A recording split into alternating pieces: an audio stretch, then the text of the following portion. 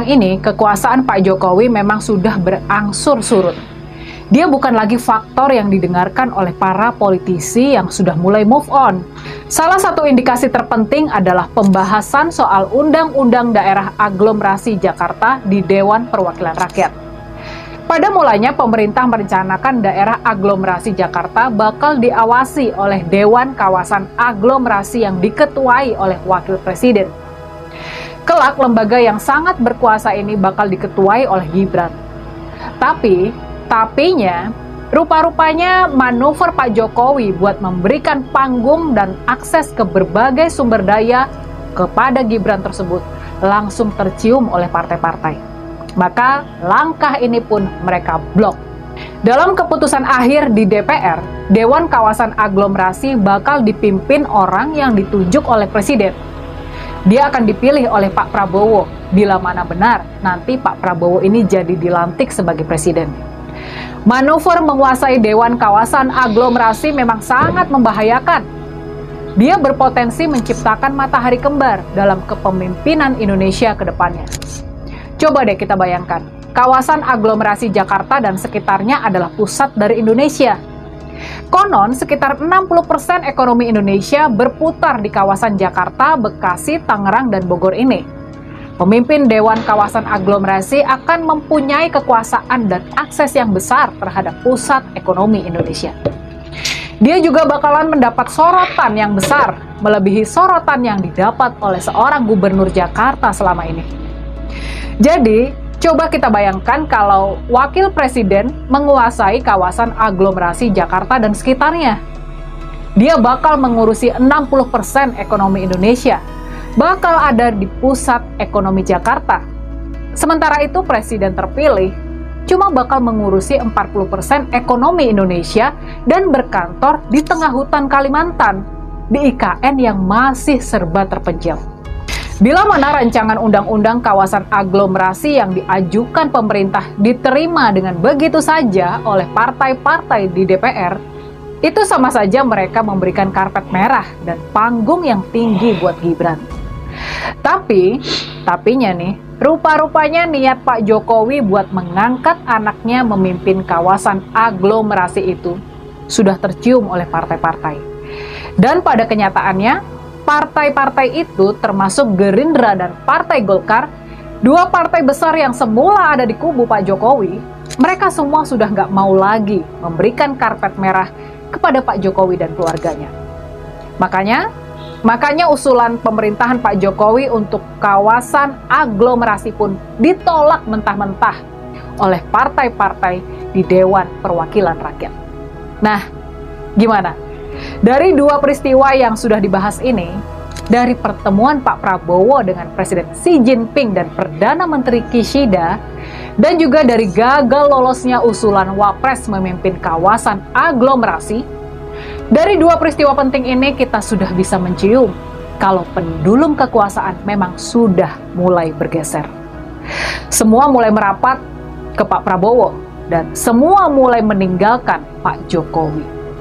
Nah, gimana menurut kalian? Kalau saya, sepengetahuan saya, Wapres itu nggak ada SK-nya, nggak ada itu SK Wapres. Nggak ada Kepres, Oke. nggak ada Kep Wapres.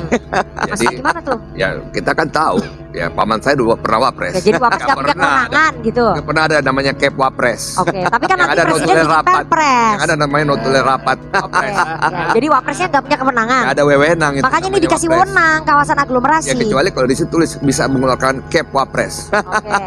Jadi kalau selama nggak ada Kep Wapres ya namanya rapat koordinasi. Nah, Oke. ya, jadi karena Wapres itu namanya sama dengan Menko Plus. Oke. Nah, jadi Menko Plus. Jadi wewenangnya hanya bisa membuat notulen rapat. Jadi itu aja. Oke. Nggak ada Kep Wapres. Yang ada namanya notulen rapat. Ya, Wapres. jadi Golkar gimana kalau misalnya nanti kawasan aglomerasi dipimpin Wapres? Bagi Golkar ya bahwasannya perlu koordinasi pusat dan daerah. Itu penting.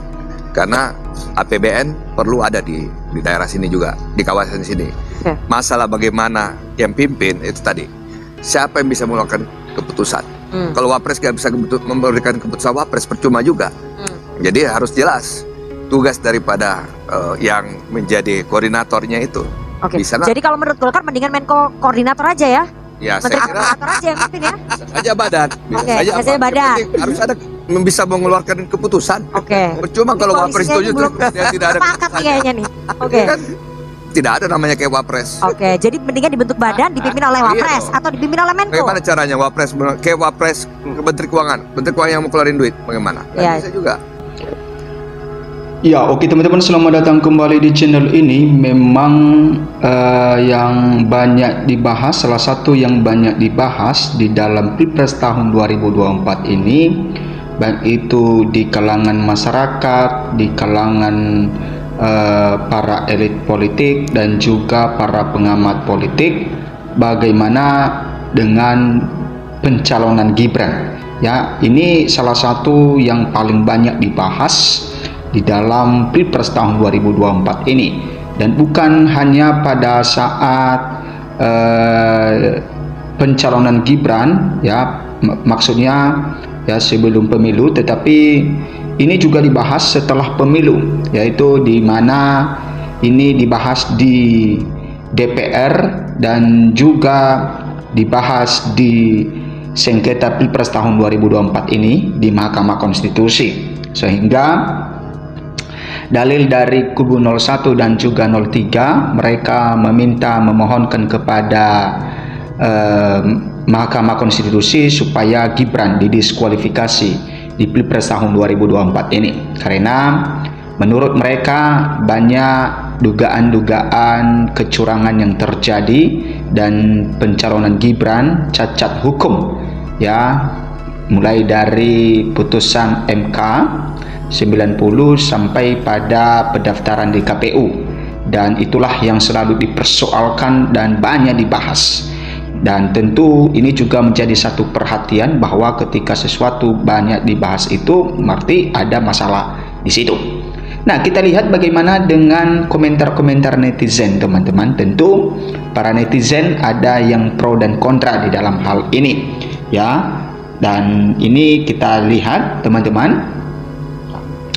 Oke, dari Boran yang menjadi konflik selama Pilpres saat ini adalah karena Gibran, nepotisme politik dinasti keluarga anaknya.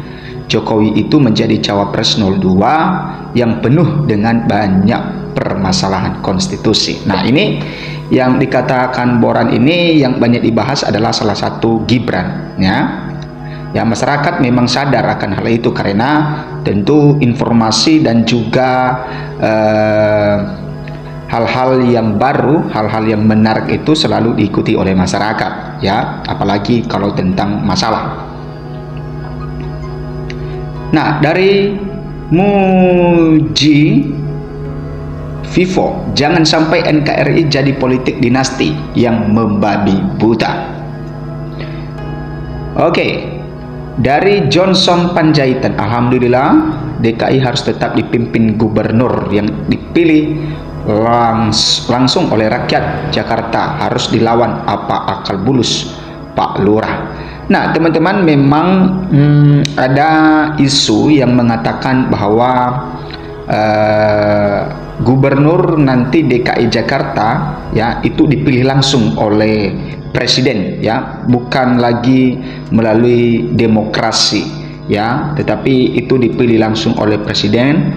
Tentu kalau itu nanti terjadi, maka suka-sukanya presiden mau pilih siapa yang menjadi gubernur. Tentu yang dipilihnya adalah yang pro dengan dia, ya, sama dengan dia memilih para pembantunya, yaitu para menterinya, ya, dia memiliki hak prerogatif di dalam hal itu, dan siapa yang dia pilih tidak bisa digugat oleh orang lain. Nah, sama dengan hal ini nantinya, ya, ada isu yang mengatakan bahwa ya seorang presiden yang memilih langsung gubernur DKI Jakarta, dan banyak yang menantang hal ini karena ini bisa nanti juga menimbulkan satu nepotisme, ya, karena tentu yang dipilih oleh presiden itu nanti yang dekat dengan dia, ya, yang sejalan dengan pemikirannya, dan bisa juga nanti yang punya hubungan keluarga dengan dia. Oke, dari Doke 5457, baguslah ditolak oleh partai-partai soal aglomerasi. Pak Jokowi kan masih lalu sudah nggak punya taring, ya presiden terpilihlah yang punya wewenang. Kemudian dari user, Gibran belum cukup umur, belum cukup ilmunya, jangan diberi kekuasaan rakyat, nggak setuju karena akan merusak demokrasi atau timbul kerusakan demokrasi.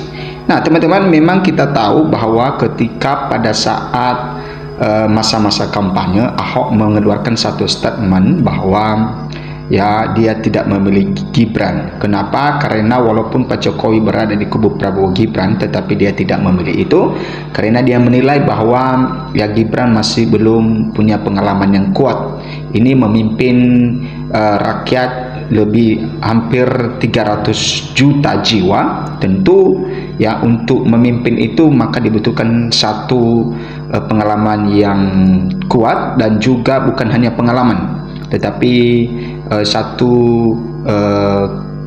ujian atau seorang pemimpin itu sudah teruji apa belum, itu yang dimaksud Ahok. Walaupun dia jujur, tetapi kalau dia tidak teruji maka dia tidak bisa yang menegakkan keadilan bagi oknum-oknum yang melakukan kecurangan.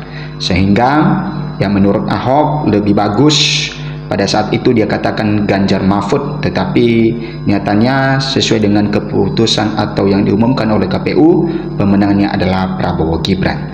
Nah teman-teman, berikan komentar Anda, bagaimana pendapat Anda dengan hal ini.